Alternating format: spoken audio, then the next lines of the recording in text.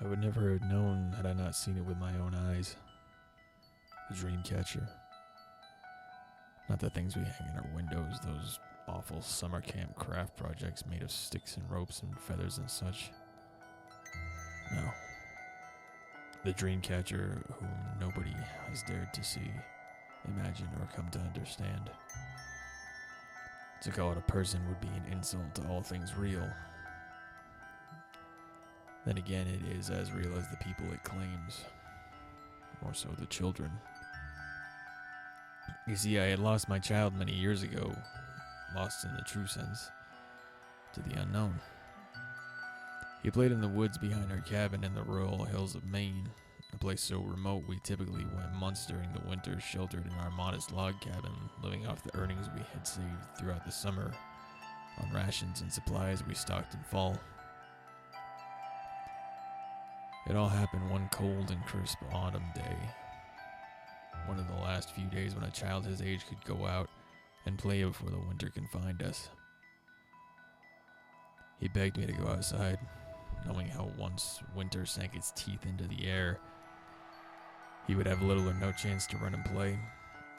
Understanding this, I allowed it, as we worried not of strangers, as there were none to worry about. I was preparing some of the food we would need preserved for the upcoming solitude as he exited the house for the last time. After about an hour or so, I failed to hear the distant sounds of childlike imagination being brought to life through stick swords and tree monsters. I looked out the window and saw nothing. My son, no stranger to wandering off, prompted me to grab my coat and go in search.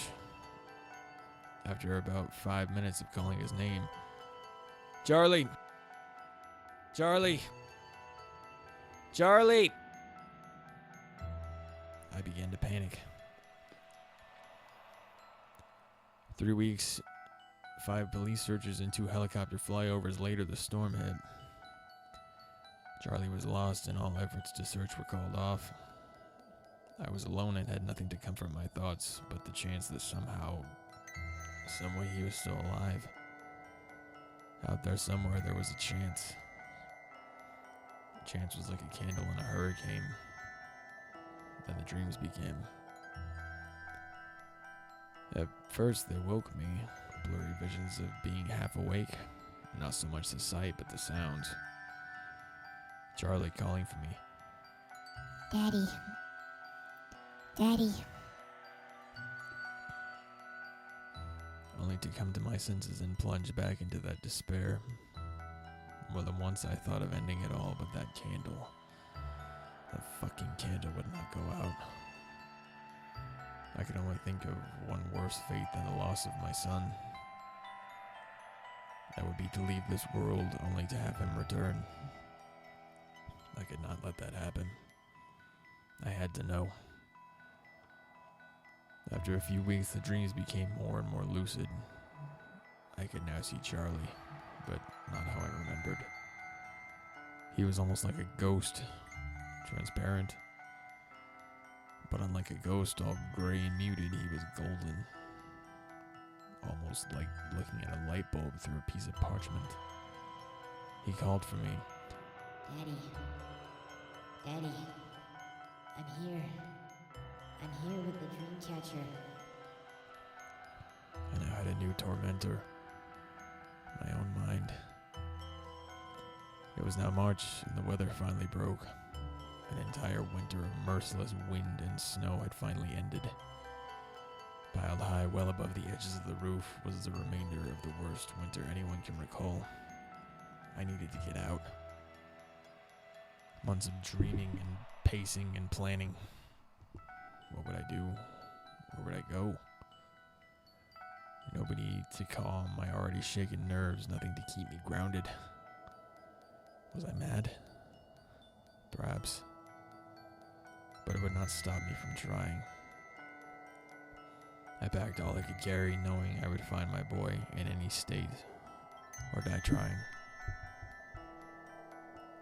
The first day's trek carried me deep into the forest. I spent a good week, or what seemed like it, wandering farther into the unknown. I had no sense of direction or care for it anyway. After all, I was searching for something that had no location. Each gust of wind brought me in a new direction. I thought I could hear the faint whisper of, Daddy, I'm here. Daddy, I'm here. was it real? Or just the cruel residue of my dreams? At this point, I cared not. I had nothing left to lose. Then I saw it, or more so, him. My son.